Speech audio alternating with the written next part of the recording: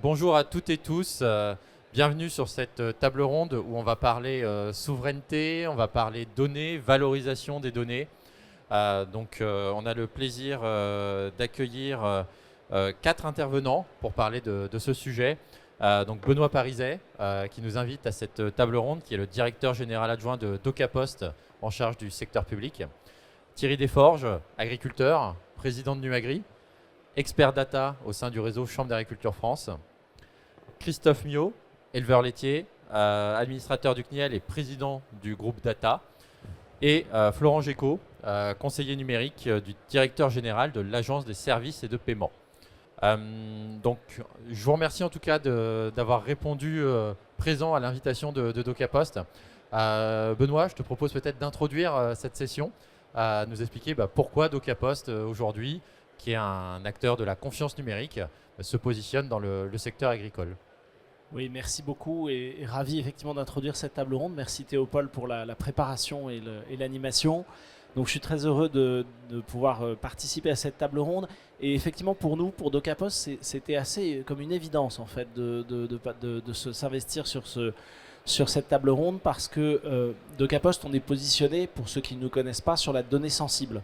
On est une filiale du groupe La Poste, comme notre nom l'indique, donc on est souverain par nature et filiale numérique qui traitons de la donnée sensible. On a plusieurs métiers, on est à la fois éditeur de logiciels, on édite des briques de confiance dans l'identité, l'archivage, la signature électronique.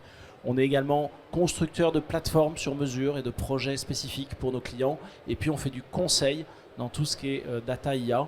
Donc ça faisait 3 bonnes raisons, parce que ces 3 sujets sont évidemment au cœur de la donnée, 3 bonnes raisons pour nous investir sur ce sujet et accueillir cette table ronde pour discuter d'un sujet dont on est convaincu qu'il est extrêmement important. Il y a beaucoup d'enjeux sur la souveraineté et le bon traitement des données de l'agriculture, du secteur agricole, et donc ravi de pouvoir échanger ce matin sur ce sujet. Merci Benoît. Alors tout de suite, moi ce que je vous propose, c'est de se tourner vers Thierry. Quand on parle de données agricoles, qu'est-ce que c'est en fait les données? Quels sont un petit peu les enjeux qui recouvrent ces données agricoles que vous vivez au quotidien en tant qu'agriculteur? Oui, merci au groupe DocaPost pour l'organisation de cette table ronde. La donnée pour l'agriculteur et pour l'agriculteur, c'est stratégique. C'est stratégique parce que je prends toujours l'exemple de John Deere, par exemple, qui, avec quelques informations, pas beaucoup au final, la vitesse d'un tracteur, la charge moteur, le taux de patinage, le 10 octobre est capable de savoir quelle surface de blé a été semée en France. Bon, parce qu'ils ont 40% du parc à peu près de tracteurs en France, bon an mal an, tous les tracteurs quasiment sont équipés de systèmes de communication.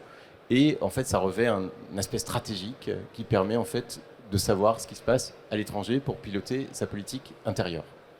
Donc la donnée est stratégique, même si des fois l'agriculteur s'en rend pas compte. Par contre, il est assez sensible au fait que cette donnée, elle peut lui échapper.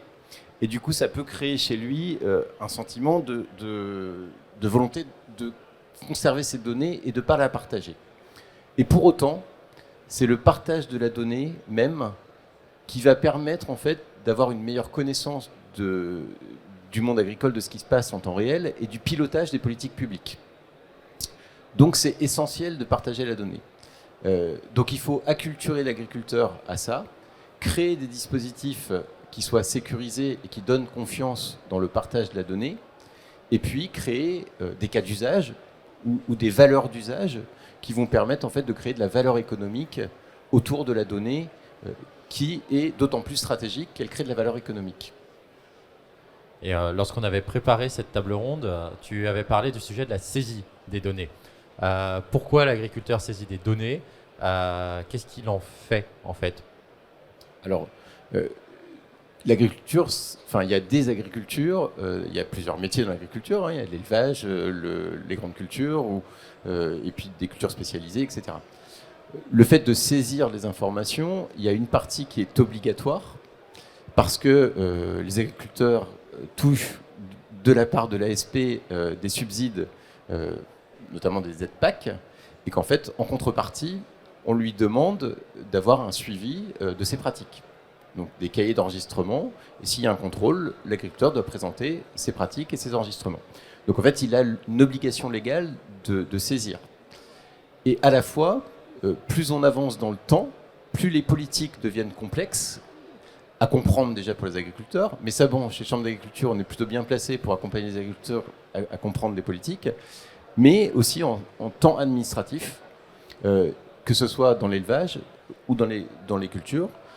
Le temps administratif est de plus en plus long.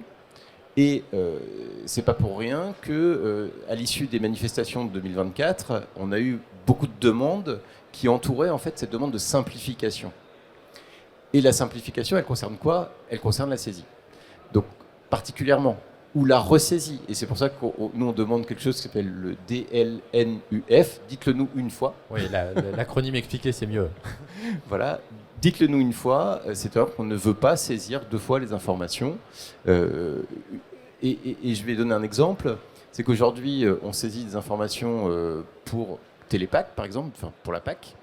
Mais quand on veut déposer un permis de construire, en fait, personne n'est capable de communiquer les informations de la mairie ou des ministères, parce que le ministère de l'Agriculture dit nous, on sait communiquer ensemble, enfin entre nous, parce que c'est chez nous, c'est facile, tout communique. Mais avec la mairie, on ne sait pas faire. Donc voilà, quand on parle de dites-le nous une fois, on parle de ça, de limitation des saisies. Donc il faut que les logiciels communiquent ensemble, tout en préservant l'identification des utilisateurs, la souveraineté des données, donc la sécurisation des données, et tout ce qui permet en fait de faire gagner du temps, parce que le temps c'est de l'argent, et que l'argent, les agriculteurs en ont besoin. Merci beaucoup du coup. Tu as évoqué Télépac, donc je pense que c'est le bon moment pour se tourner vers M. Géco, qui est un peu sur un jeu, on va pas dire d'équilibriste, mais qui doit à la fois aller collecter des données, mais qui doit rendre des comptes aussi à l'État et à l'Europe suite à ça. Et donc du coup, comment vous gérez ça, vous, de votre côté Déjà, merci pour cette invitation et de donner à l'ASP la chance de s'exprimer sur ces sujets. Donc Thierry a bien posé le problème, donc on va en débattre. Je pense peut-être en préambule, c'est peut-être important de rappeler l'ASP aujourd'hui, donc une agence de services de paiement. C'est mieux là? Ouais, ok, super. Donc l'ASP, l'agence de services de paiement, en effet, on paye cette année, en 2025, on a payé plus de 7 milliards d'euros d'aide pour les agriculteurs. On n'est pas loin des records par rapport aux années précédentes. On a vraiment travaillé sur toute la chaîne pour pouvoir atteindre ce résultat. Il y a 99,75% des agriculteurs qui sont bénéficiaires d'aide de la PAC, en tout cas qui sont éligibles et qui ont eu des versements l'année dernière. On a en effet notre portail Télépac et en effet l'enjeu c'est d'arriver à combiner, à concilier à la fois la simplification de la déclaration.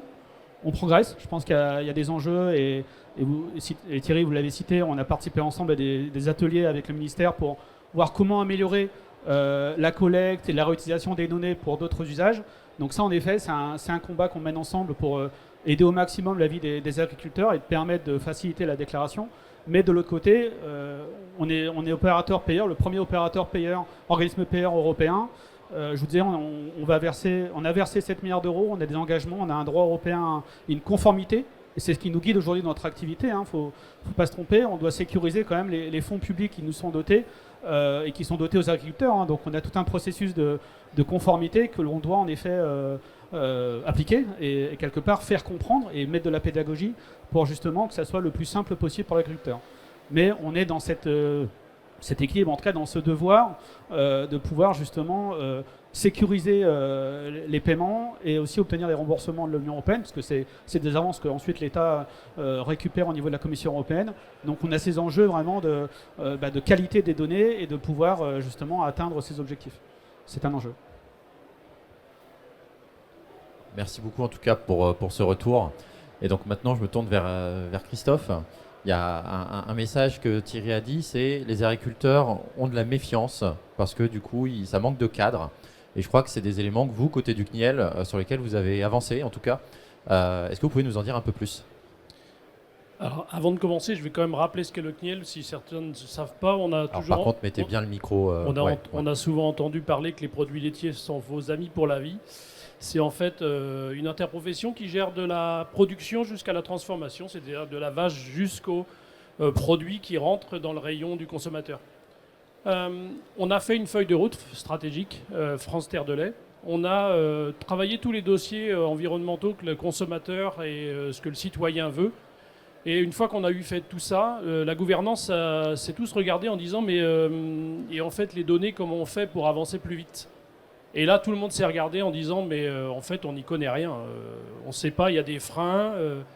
Même dans nos entreprises en fait il n'y a aucun directeur qui est directeur de la politique de données, c'est la DSI et le directeur de l'entreprise.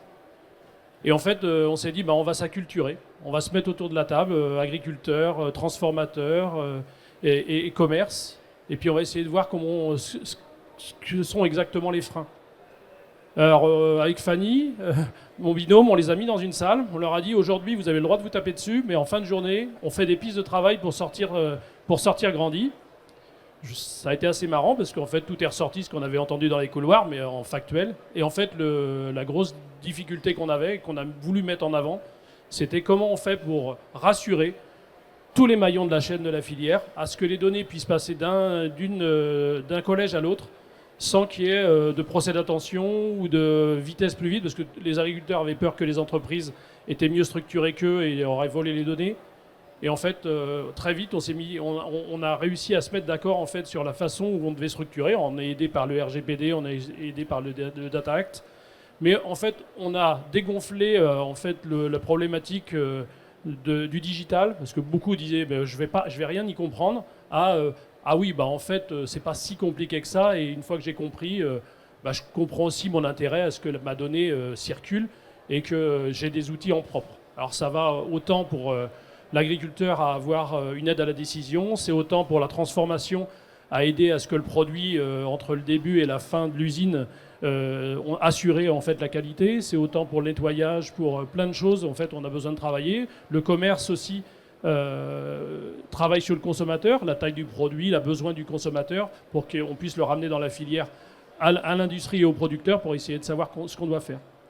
Alors une fois qu'on a eu fini ça, on a réussi enfin à faire un document qu'on va dévoiler mercredi soir à nos partenaires. C'est en fait partager les données de la filière en confiance. Parce qu'en fait, Fanny me disait encore il y a 2 jours, ces temps-ci, tout le monde veut parler de l'IA. Et elle me dit, normalement, au bout de la 6e minute de discussion, on dit, mais comment vous faites pour avoir les données? Et en fait, notre travail, on ne voulait pas s'envoyer en l'air, on voulait déjà partir du b.a.-ba. Et après, on pourra discuter de tous les sujets qu'on a mis sur la table, parce que ça, c'était le b.a.-ba pour réussir à avancer. Ouais, 6 minutes, c'est presque tard déjà. Alors moi, j'ai entendu deux concepts. On parle de rassurer, on parle de confiance. Et donc, du coup, je me tourne vers DocaPost. Quelle solution, quelle gouvernance, quel accompagnement au niveau de cette gouvernance de la donnée vous avez peut-être déjà des exemples dans le secteur agricole d'accompagnement que vous avez pu faire? Oui, on a eu la chance de travailler avec le CNIEL, donc vraiment ça a été une belle aventure, un très beau projet. C'est clair que pas d'IA sans données, ça c'est absolument évident, mais ça va mieux en le redisant. Et pas de partage de données sans confiance. Et c'est là où nous, chez DocaPost, on a toujours à cœur de créer un cadre, un cercle qui permet en fait de partager des données en confiance pour créer de la valeur. Parce qu'il faut que l'ensemble des acteurs autour de la table y voient leur intérêt et soient confiants dans le fait que le tiers de confiance qui va détenir leurs données ou qui va les croiser soit véritablement ne fasse n'importe quoi avec leurs données. Donc ça, c'est des sujets, on va dire, assez classiques de gouvernance, mais qui sont difficiles et qui demandent, j'allais dire, un bon niveau de maturité, un bon niveau de confiance des acteurs autour de la table. Après, il y a aussi un autre enjeu qu'on rencontre assez classiquement dans les projets qu'on mène, c'est tous les sujets de gestion du cycle de vie de la donnée.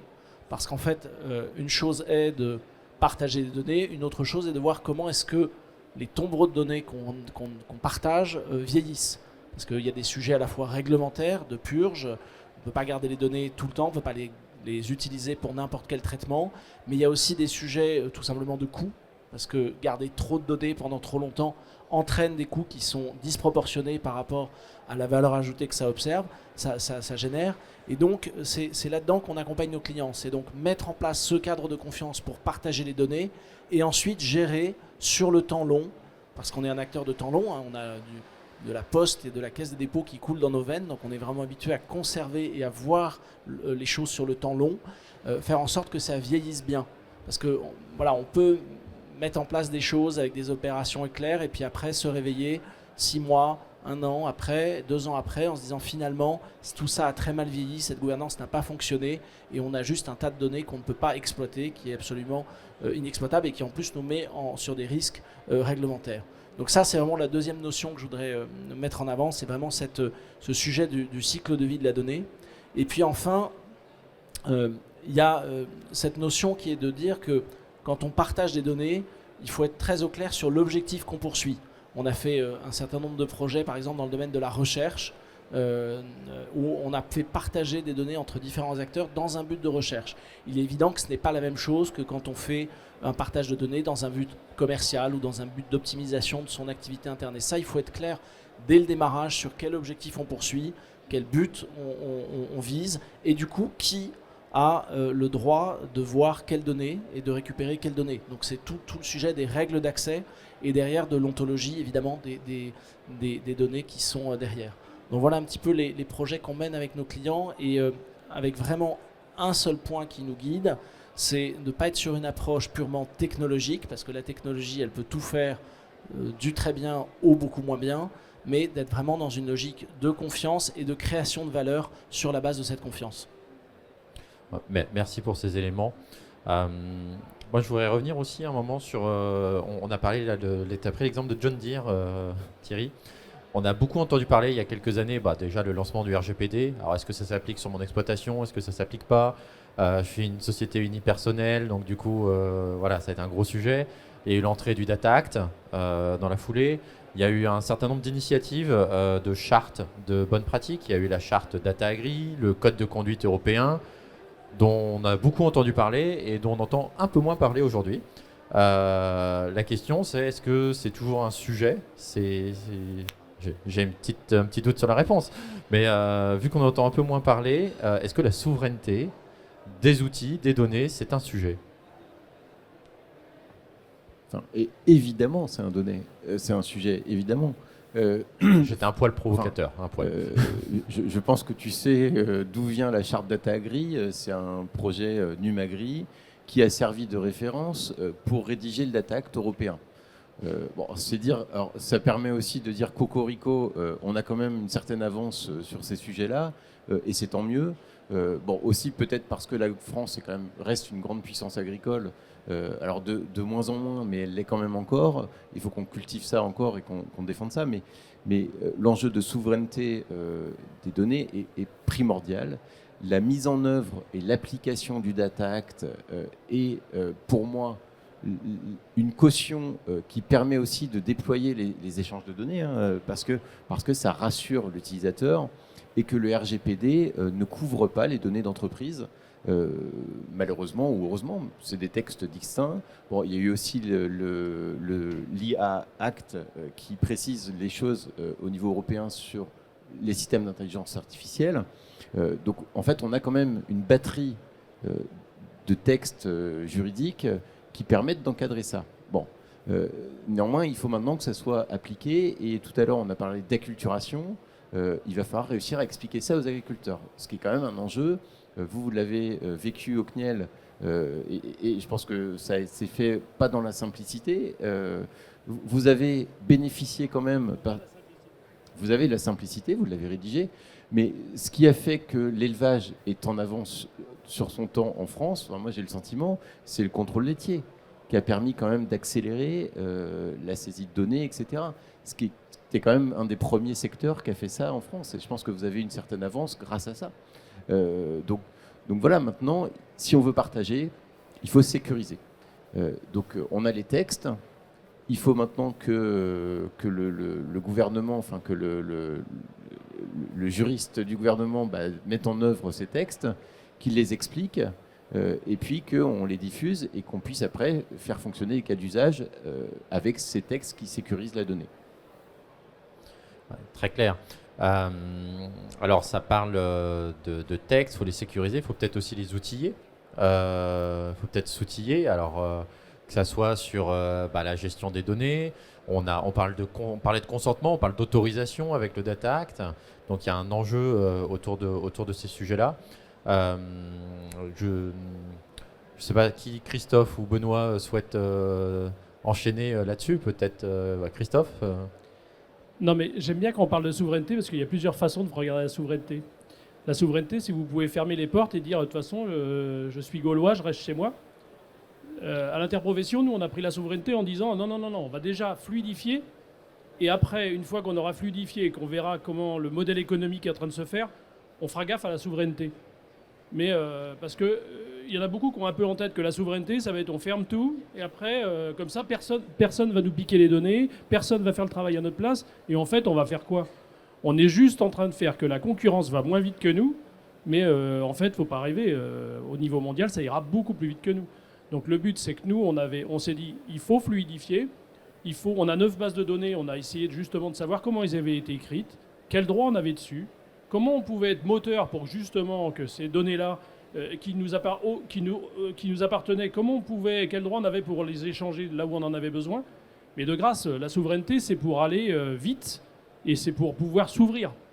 Et après, on verra si justement la souveraineté, c'est faire attention que d'autres n'ont pas nos données, mais de grâce, dans un premier temps, faire que ceux qui peuvent être moteurs sur un territoire, c'est parce que nous, on travaille pour la laiterie française et pour les producteurs de lait français, justement, qui se mettent en marche rapidement. Et après, très vite, on ira voir s'il faut des clouds souverains, s'il faut...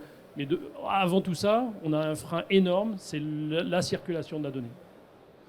Peut-être rebondir là-dessus, parce qu'on on est entièrement d'accord avec cette vision-là chez Docapost. On a la conviction qu'il ne faut surtout pas opposer souveraineté et innovation.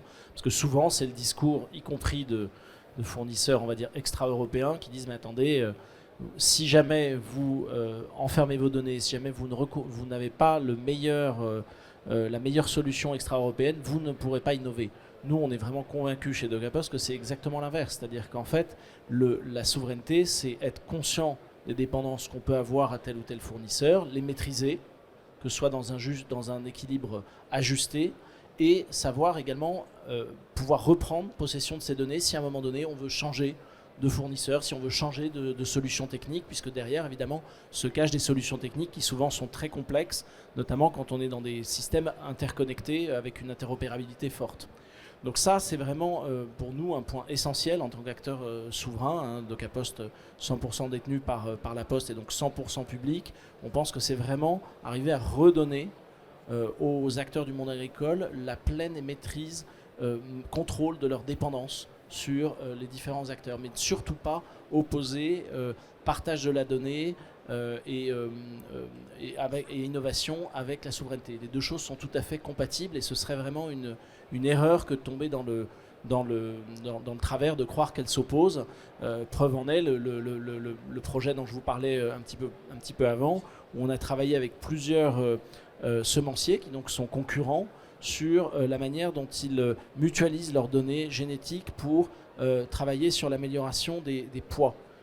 Finalement, on s'aperçoit que ce n'est pas garder sa donnée qui permet d'innover, c'est au contraire la partager dans un cadre de confiance, avec évidemment un tiers neutre et en maîtrisant la stack technique aux bons endroits et en n'étant pas dans une logique de dépendance vis-à-vis de tel ou tel fournisseur à qui on donne toutes les clés du camion. Donc à partir du moment où on a une gouvernance technique commune, à partir du moment où on a une maîtrise de ces dépendances, on est convaincu qu'on peut créer de l'innovation, non pas en gardant sa donnée, mais en la partageant. Merci pour vos retours. Donc si je résume, c'est faut pas être plus gaulois que nécessaire. Être souverain, c'est surtout garder la maîtrise, en tout cas connaître ses dépendances et peut-être les risques qui peuvent être associés pour les maîtriser. Et donc ça, c'est pas se renfermer sur soi en autarcie, mais s'ouvrir en ayant connaissance des risques à travers les outils, les données qu'on partage. Et donc ça, c'est quelque chose qui me semble important de bien souligner. Et du coup, moi, j'aimerais bien me tourner maintenant vers Florent. sur ces enjeux-là, côté ASP, qui est un opérateur public de l'État. Quelles sont, vous, les directives de l'État en tant que telles, s'il y en a, et j'imagine, et comment est perçue la souveraineté de votre côté? Merci. Alors peut-être en préambule, avant de répondre à la question, je pense qu'il est important comme le disait très bien Docapos, l'ASP, on est aujourd'hui aussi un tiers de confiance vis-à-vis des agriculteurs. Les données qu'on gère, on n'est pas propriétaire, évidemment, c'est les données déclaratives des agriculteurs. Toutes les données qu'on va produire au titre des contrôles, de l'instruction, des paiements, ça appartient à l'Europe parce que potentiellement on leur doit dans le cadre des audits. Donc aujourd'hui, nous, on se positionne comme un tiers, encore une fois, un tiers de confiance où on doit donner un espace sécurisé pour que les agriculteurs puissent bien déverser leurs données, alors avec l'effort qu'on a cité tout à l'heure et l'accompagnement aussi des chambres et des syndicats, pour que la déclaration elle soit la plus simple possible, j'y reviendrai pas. Mais en tout cas, l'enjeu, c'est que ces données-là, ensuite, on puisse leur donner une garantie de respecter la confidentialité des données, qu'on puisse la protection justement de tous les calculs d'aide qu'on va ensuite faire dessus pour valoriser justement le montant des aides. Donc on a cet enjeu vraiment, mais natif dans notre métier, de pouvoir donner cet espace de confiance. On a en effet développé un ensemble de systèmes. On est soumis parce qu'on est évidemment un opérateur d'État, donc on applique au plus strict la RGPD et puis tous les réglementaires qui sont en place. Moi, j'aime bien reprendre aussi la doctrine de la direction interministérielle du numérique, la DINUM, qui dit très justement il faut ouvrir quand c'est possible et il faut fermer autant que nécessaire. On est un peu dans cet équilibre, si vous voulez, où on a des flux d'échanges avec des acteurs privés sur Télépac, et c'est très explicite d'ailleurs sur le portail pour l'agriculteur. Il y a un consentement qu'on lui demande pour, par exemple, partager nos données de la PAC vers les assureurs lorsqu'ils demandent l'assurance récolte. On a aussi des échanges lorsqu'il est retraité actif pour partager avec certains corps aussi privés. Donc on a des cas d'usage qui sont extrêmement sous contrôle, qui sont protégés, parce qu'en effet on est quand même toujours soumis à ce cadre réglementaire qui nous oblige aussi à cloisonner quand même les données financières pour qu'on puisse encore une fois aller au bout du processus et payer en conscience les agriculteurs. Mais on peut développer, on est en capacité de développer des cas d'usage pour faciliter justement ces échanges de données lorsque ça fait sens et lorsque ça amène de la plus-value pour l'agriculteur. Et encore une fois en conformité avec les directives européennes. On a développé un système aussi, vous parlez d'intelligence artificielle, on a essayé aussi de mettre en place, pour simplifier quelque part aussi l'activité de l'ASP, qui est au-delà du paiement, on est aussi très présent dans les contrôles. On mène au titre de la PAC des contrôles dans les exploitations, des contrôles sur place. On a développé des projets pour justement simplifier ces procédures de contrôle avec l'exploitation de données satellitaires. Donc là aussi, il y a des vrais enjeux de souveraineté où on peut justement, les algorithmes sont souverains et on a la maîtrise totale justement des traitements qu'on va faire sur les images pour qu'on puisse voir un peu l'état des lieux des surfaces et ensuite faciliter encore une fois les contrôles et la communication qu'on peut en faire à l'agriculteur. Et avec des vrais avantages, c'est-à-dire que cette souveraineté, elle doit servir, c'est pas juste que vous disiez très bien justement, c'est pas une fin en soi, il faut que ça serve aussi à rendre un meilleur service pour l'agriculteur. Et typiquement, le projet que j'évoquais là très succinctement sur l'intelligence artificielle, le fait d'exploiter les images et de pouvoir rendre plus fréquemment un avancement de la culture des sols, permet aussi de mettre en place le droit à l'erreur, c'est-à-dire que pour l'agriculteur, il est en capacité de modifier sa déclaration jusqu'à mi-septembre par rapport justement à ce qu'il pouvait faire avant. Donc on a des vrais gains aussi du fait de la technologie et c'est de l'innovation pour moi que nous on met en avant également dans ces projets. Merci beaucoup en tout cas pour ce témoignage. Donc voilà, un cadre sécurisé, de confiance. Moi, c'est ce mot que je retiens dans tous les discours. Il faut rassurer, il faut mettre en place de la confiance, pas se renfermer sur soi pour du coup être en mesure d'innover, que ce soit entre nous ou avec d'autres. Si on passe maintenant plutôt sur la valorisation de la donnée, lorsqu'on a préparé la table ronde, vous avez été plusieurs à me dire la valeur de la donnée en elle-même, elle est difficilement mesurable, c'est surtout dans l'usage. Qu'est-ce qu'on va en faire? Et surtout, comment on va être en mesure de valoriser ces données, de les croiser pour aboutir à une valeur ajoutée. Et cette valeur ajoutée, in fine, elle va servir à l'agriculteur. Mais s'il n'y a pas de valeur ajoutée, c'est tout de suite plus compliqué, et notamment dans les modèles économiques.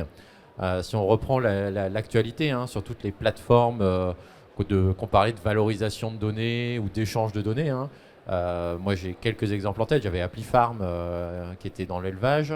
On a eu AgDataHub l'année dernière qui a été repris, dont certains actifs ont été repris.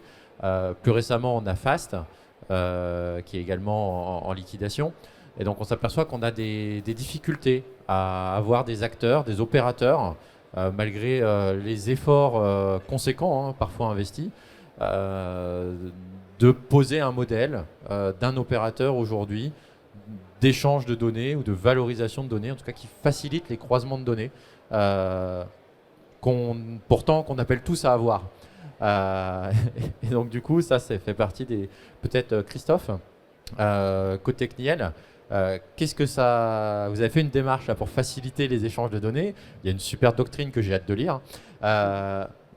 Comment vous avez tourné autour de la question de la valorisation de ces données pour l'ensemble de l'écosystème et surtout qui doit apporter in fine une valeur à l'éleveur?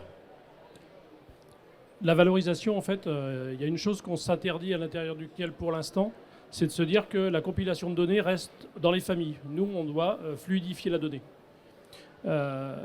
Après, il y a la valeur. Alors, tout le monde se regarde avec la valeur. Moi, je ne veux pas rentrer dans le débat. Savoir si c'est un tas d'or ou des fois on dit un tas de fumier, je ne veux pas savoir. C'est aux gens qui vont compiler de savoir quel service ils vont rendre.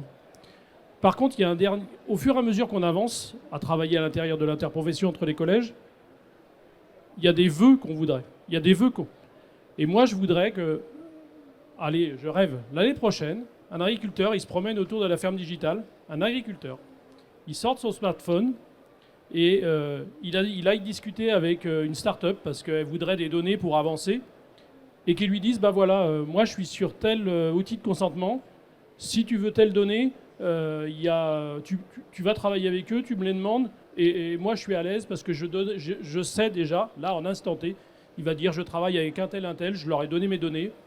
Il dit, il peut juger à ce moment-là de dire, bah un tel, ouais, il m'a fait des promesses, mais c'est pas extraordinaire.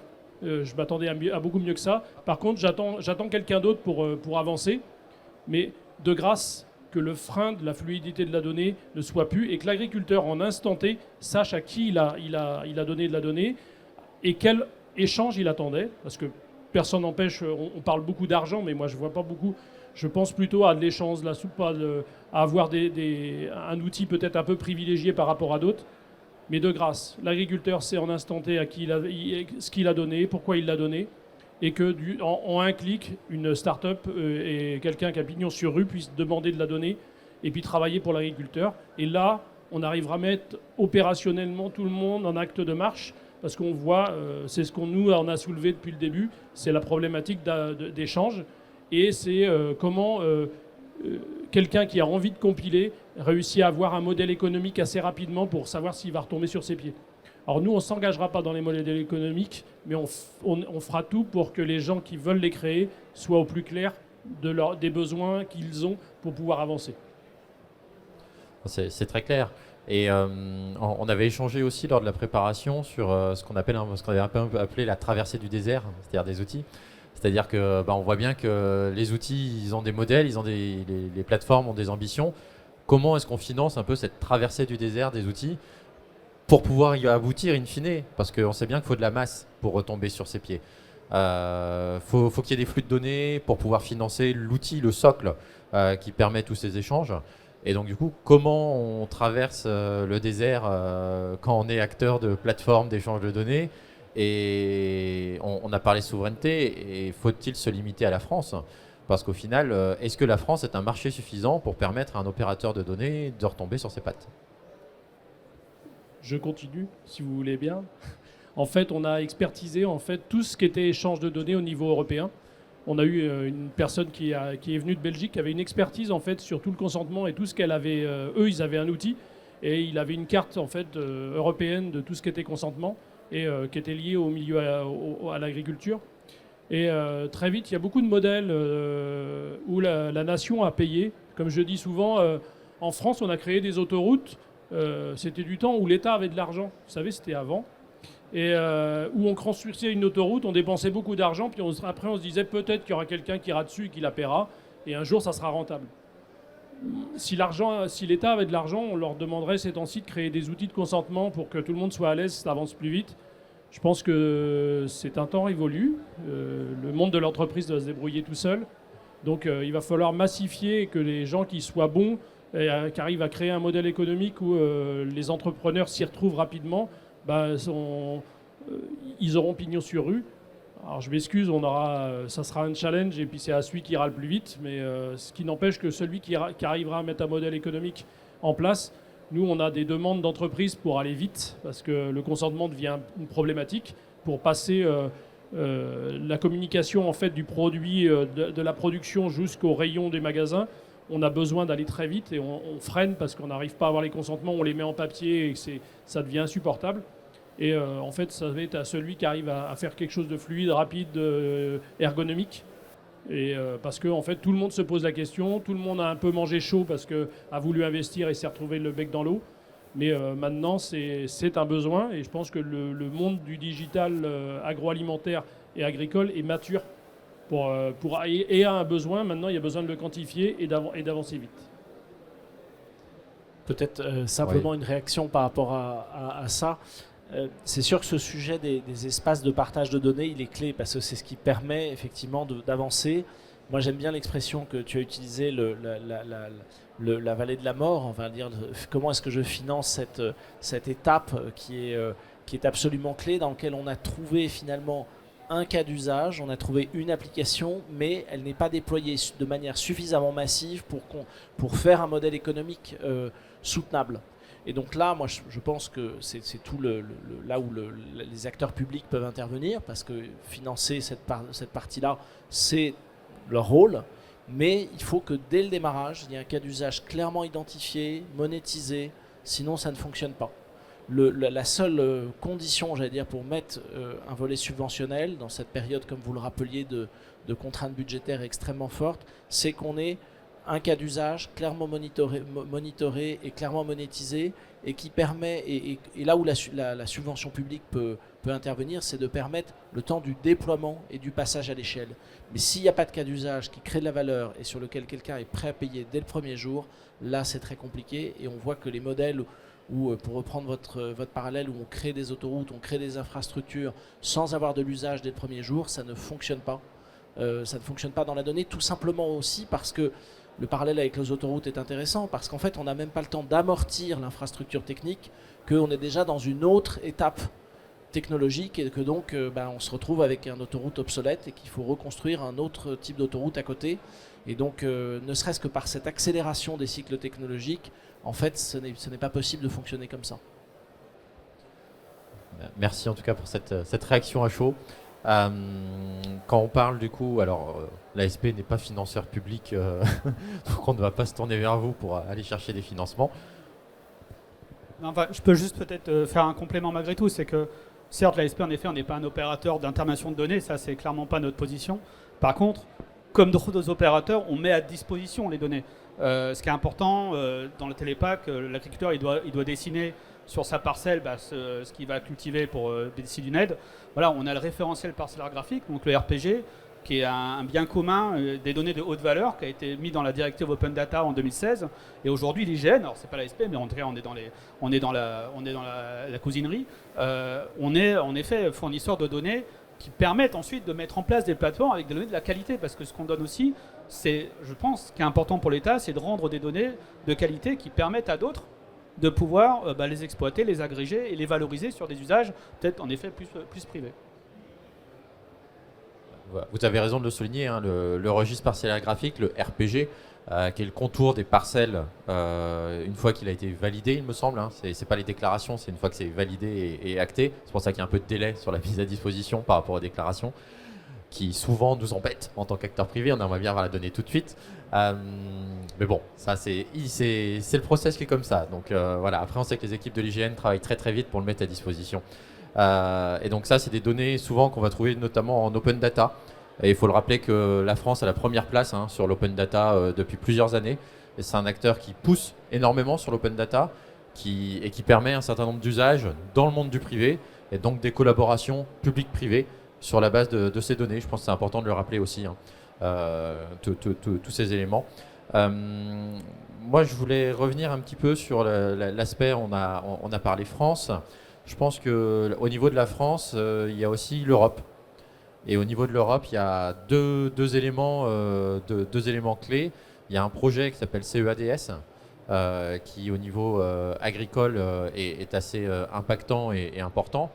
Et j'entends parler aussi beaucoup de la mise en place d'un EDIC ou d'un EDI. Enfin voilà. Donc qu'est-ce que c'est que tout ça? Est-ce que Thierry, je crois que tu es le plus à même de nous en dire plus un petit peu. Et surtout, dernière question.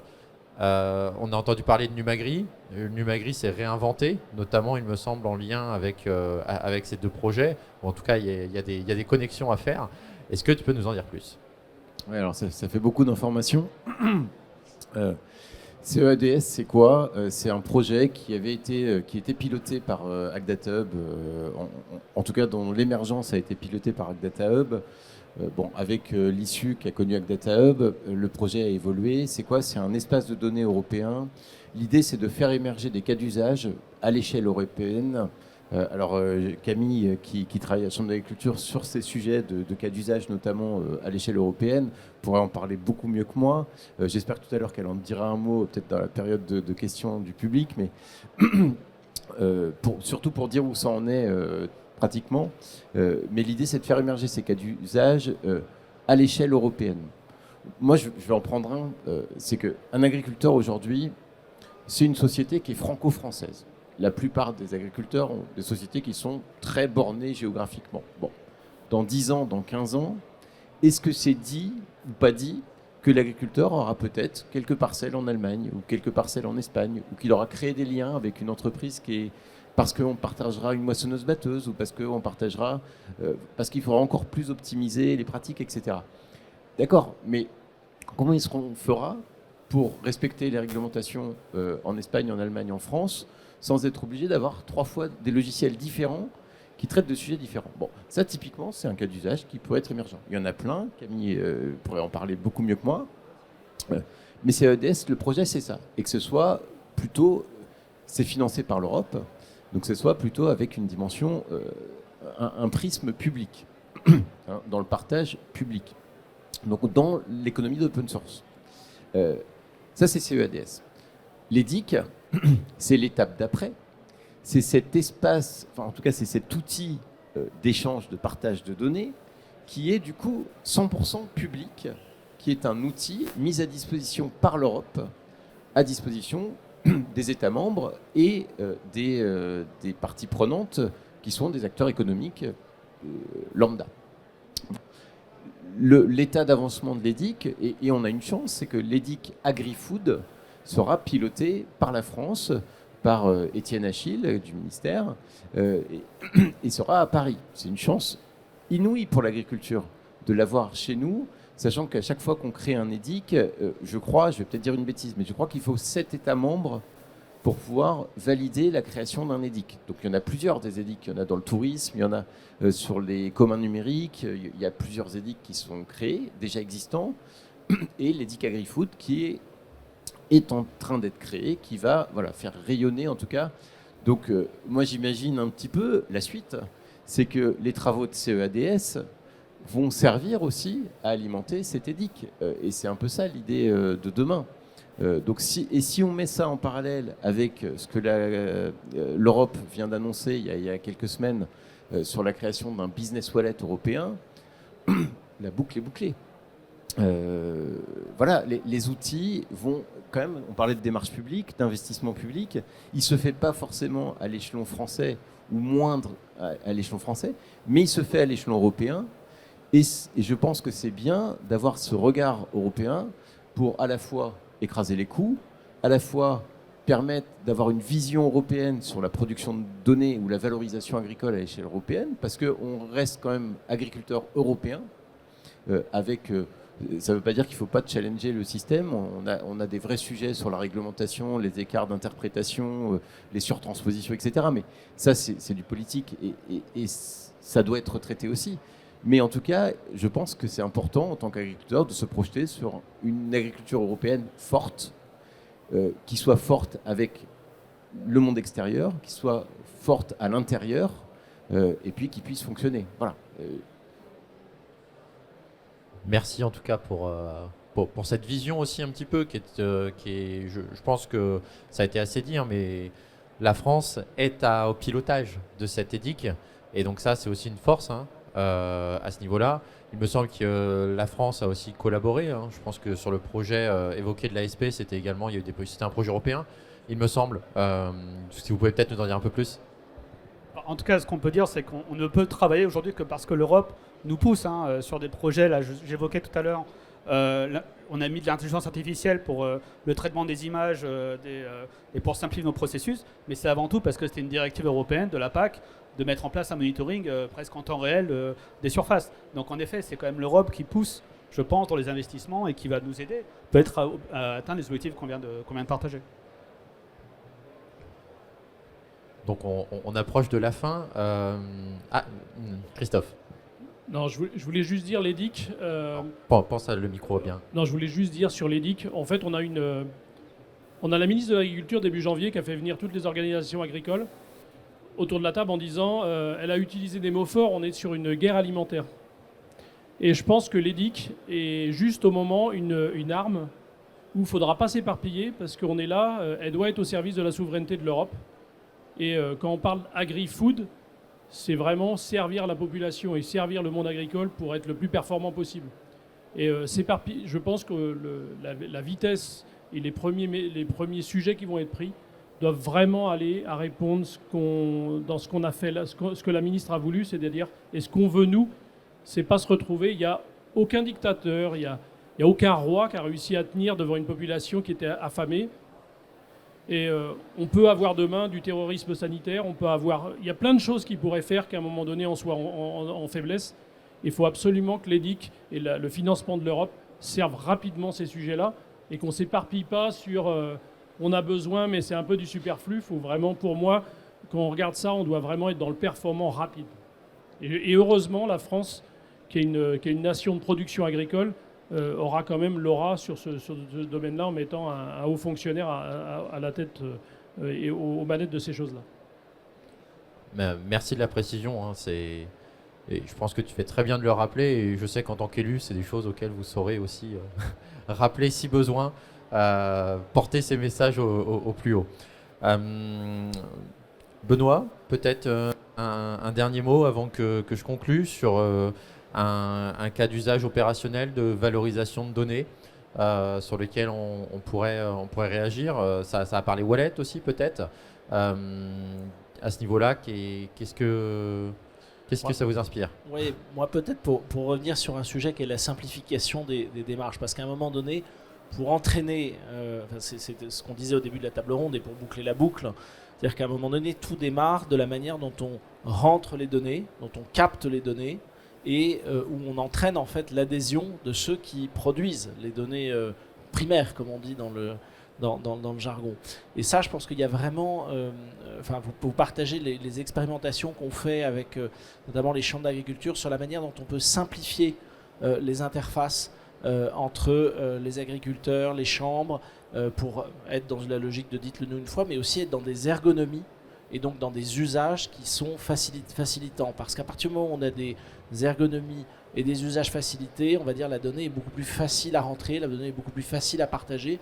Et pour moi, c'est peut-être une clé qui est vraiment importante. C'est qu'on reparte du coup, in fine, de l'humain qui va ou non ou donner son consentement à partager la donnée, qui va ou non saisir telle ou telle donnée.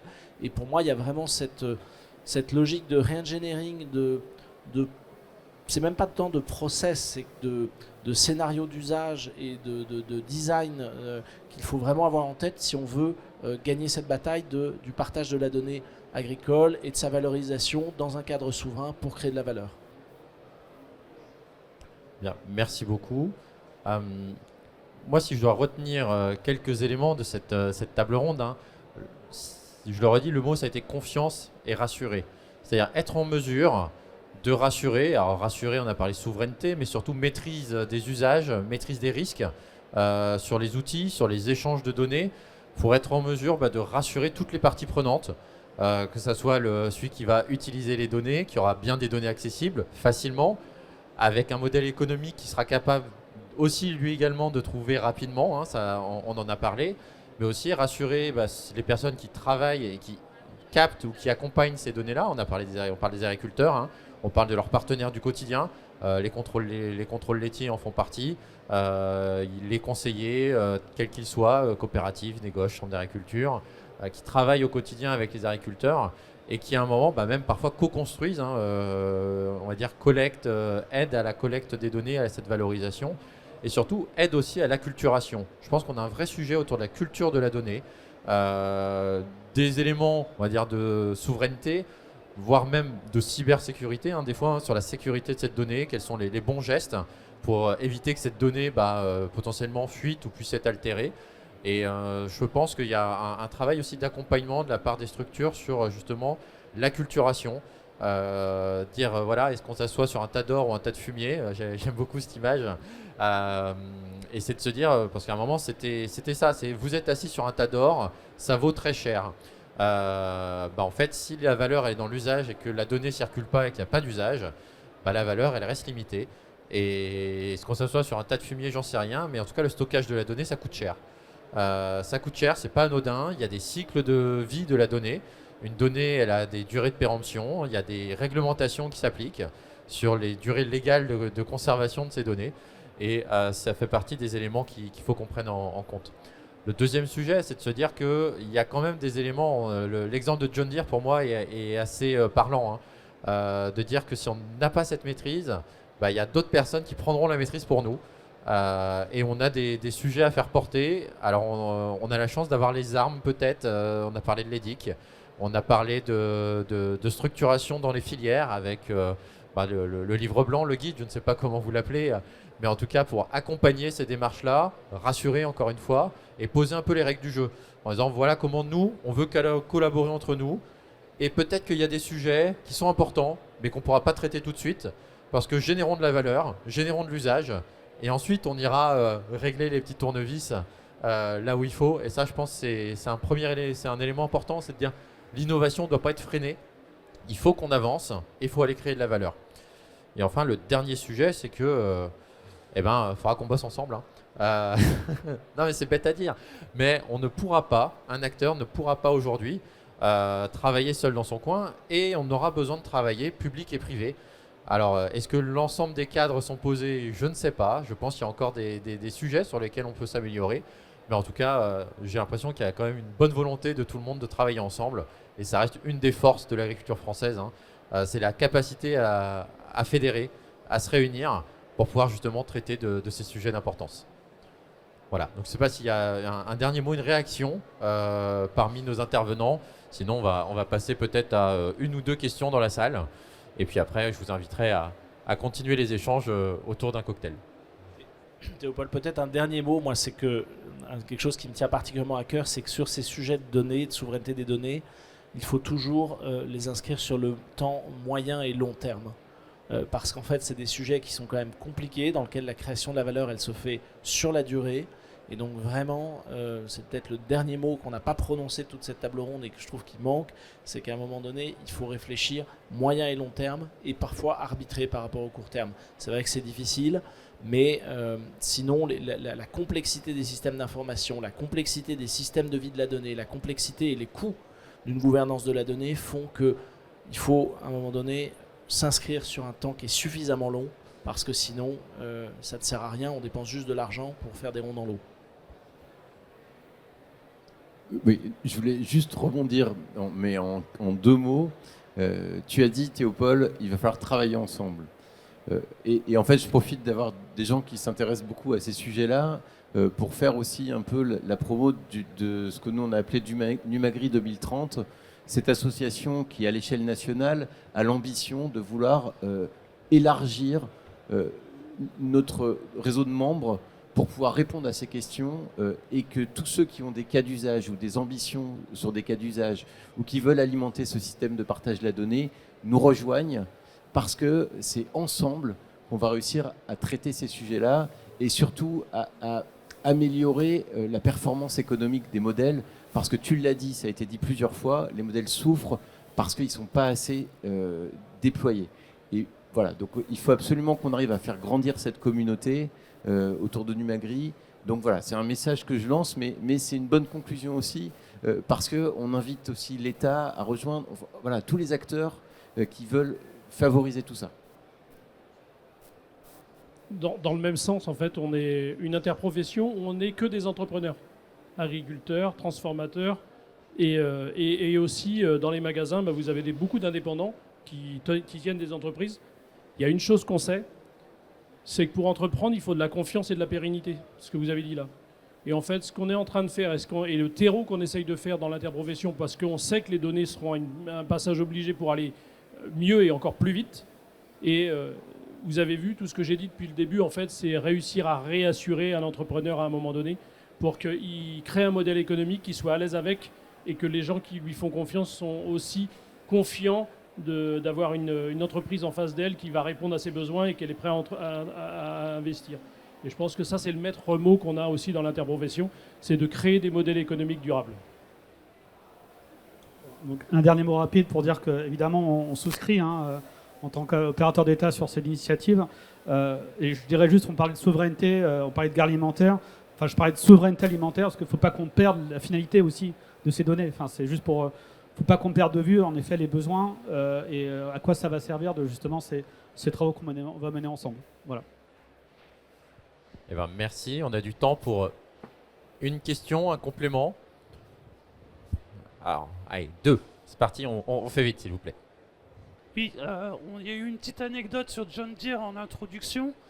Donc en gros, ils nous piquent les données pour nous faire de la concurrence, si je vais très vite. Et j'ai pas compris en quoi l'organisation que vous proposez nous défendait contre John Deere, quoi. Est-ce que là, il n'y a pas un enjeu de sécurité nationale et des mesures peut-être plus directes à prendre pour se défendre? Parce que là, il y a une menace quand même. Enfin, je connais pas la menace, mais... Oui, je vais répondre rapidement, mais en fait, l'exemple, c'est vraiment assez flagrant. La réponse à ça, c'est plutôt dans les outils de consentement. Est-ce que moi, j'accepte de donner mes données à John Deere et que John Deere puisse les rétrocéder à telle ou telle organisation, à fonds de pension ou je ne sais quoi? Mais aujourd'hui, je ne sais pas si vous êtes agriculteur comme moi, mais quand je vais dans mon champ, à aucun moment, on me dit ta donnée, elle va là et elle va là. Parce qu'il n'y a pas les outils.